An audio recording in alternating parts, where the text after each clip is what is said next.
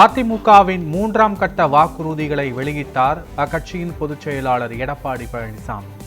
வேலையில்லா இளைஞர்களுக்கு மாதம் 2000 ரூபாய் வழங்கப்படும் என அறிவிப்பு. கூட்டுறவு வங்கியில் வாங்கியுள்ள கடன்கள் முழுவதும் தள்ளுபடி செய்யப்படும் என அதிமுக வாக்குறுதி. விவசாயிகளுக்கு 1000 முதல் 1100 யூனிட் மின்சாரம் இலவசமாக வழங்கப்படும் என்று அறிவிப்பு.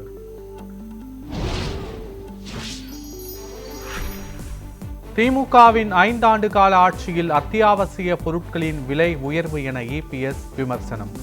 அதிமுக ஆட்சி அமைந்ததும் மக்களின் சுமையை குறைக்கும் வகையில் ஒவ்வொரு வீட்டுக்கும் 10,000 ரூபாய் வழங்கப்படும் என்றும் அறிவிப்பு. தொகுதி பங்கீடு குறித்து ஆலோசனை விரைவில் நடத்தப்படும் என அதிமுக பொதுச் செயலாளர் பேட்டி. திமுக ஆட்சி வெண்டிலேட்டர் வைக்கும் வகையில் சென்றுவிட்டது. அந்த வகையில் மக்கள் துன்பம் அடைந்து வருகின்றனர்.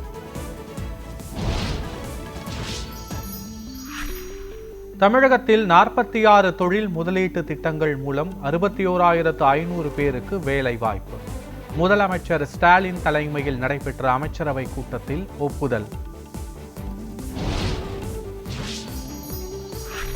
அதிமுக தலைமை அலுவலகத்தில் முன்னாள் முதலமைச்சர் ஜெயலலிதாவின் பிறந்தநாளை ஒட்டி கேக் வெட்டி கொண்டாடிய எடப்பாடி பழனிசாமி.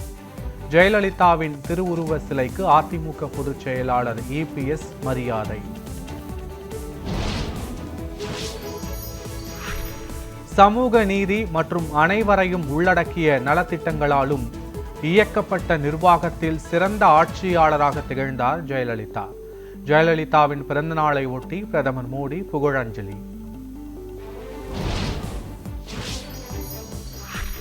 டெல்லி ஏஐ உச்சி மாநாட்டில் போராட்டம் நடத்திய விவகாரத்தில் இளைஞர் காங்கிரசார் கைது செய்யப்பட்டதற்கு மக்களவை எதிர்க்கட்சித் தலைவர் ராகுல் காந்தி கண்டனம்.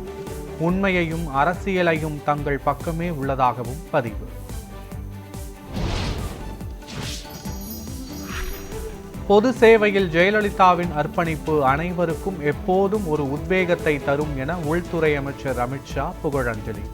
சோதனைகள் சூழ்ந்த தருணங்களிலும் அசைக்க முடியாத மன வலிமையுடன் தமிழகம் காக்க போராடிய தலைவர் ஜெயலலிதா என எடப்பாடி பழனிசாமி பதிவு.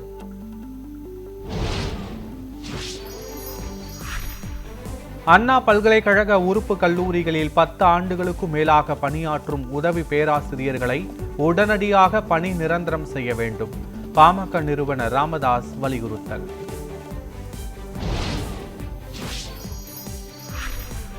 காஞ்சிபுரம், செங்கல்பட்டு, திருவள்ளூர், கரூர் மாவட்ட ஆட்சியர்கள் பணியிட மாற்றம். தமிழக அரசு அதிரடி உத்தரவு. காஞ்சிபுரம் மாவட்ட ஆட்சியர் கலைச்செல்வி பொருளியல் மற்றும் புள்ளியியல் இயக்குநராக மாற்றம். செங்கல்பட்டு ஆட்சியர் ஸ்னேகா காஞ்சிபுரம் மாவட்ட ஆட்சியராக பணியிட மாற்றம். தமிழ்நாடு தேர்தல் ஆணைய செயலாளராக சண்முக சுந்தரம் நியமனம். செங்கல்பட்டு ஆட்சியராக மாலதி ஹெலனை நியமித்து தமிழக அரசு உத்தரவு.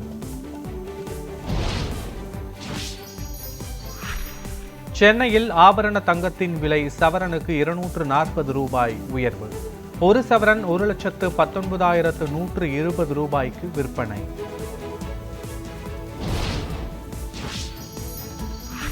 இறுதி வாக்காளர் பட்டியலில் பெயர் விடுபட்டவர்கள் மீண்டும் விண்ணப்பிக்கலாம் என தேர்தல் ஆணையம் அறிவிப்பு.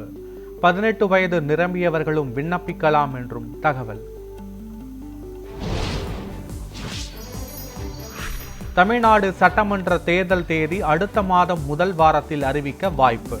பாதுகாப்பு பணிக்காக 50 கம்பெனி துணை ராணுவம் மார்ச் 10ஆம் தேதி தமிழகம் வருகை. சென்னை புறநகர் மின்சார சேவைகள் இன்று முதல் மேலும் குறைக்கப்படுவதாக தெற்கு ரயில்வே அறிவிப்பு. பராமரிப்பு பணி நடைபெற்று வருவதால் நடவடிக்கை. மெரினா கடற்கரையோரம் வசிக்கும் மீனவ கிராமத்தினர் ஆலோசனை. தங்களுக்கு ஒதுக்க வேண்டிய வீடுகளை வேறு நபர்களுக்கு ஒதுக்க முயற்சி என அதிகாரிகள் மீது குற்றச்சாட்டு.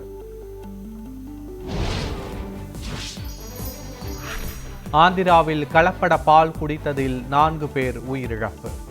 கலப்பட பால் விற்பனை செய்தவர்கள் மீது கடும் நடவடிக்கை எடுக்க அம்மாநில முதலமைச்சர் உத்தரவு. ஈரானில் அரசுக்கு எதிரான போராட்டம் தீவிரமடைந்ததால் பதற்றம் அதிகரிப்பு. ஈரானை விட்டு வெளியேறும்படி இந்தியர்களுக்கு மத்திய அரசு அறிவுறுத்தல் என தகவல். மெக்சிகோவில் போதை கடத்தல் குழு தலைவர் கொல்லப்பட்டதை தொடர்ந்து வெடித்துள்ள வன்முறைகளை கட்டுப்படுத்த ஆயிரக்கணக்கான ராணுவ வீரர்கள் குவிப்பு. வடகொரியாவில் ஆளுங்கட்சியின் பொதுச் செயலாளராக கிம் யாங் உன் மீண்டும் ஒருமனதாக தேர்வு. நாட்டின் அணு ஆயுத பலம் மற்றும் தற்காப்பு திறனை மேம்படுத்தியதற்காக கிம் யாங் உன்னிற்கு பாராட்டு. T20 உலகக்கோப்பை சூப்பர் 8 சுற்று போட்டி இரவு 7 மணிக்கு நடைபெறும் போட்டியில் பாகிஸ்தான், இங்கிலாந்து அணிகள் பல பரீட்சை.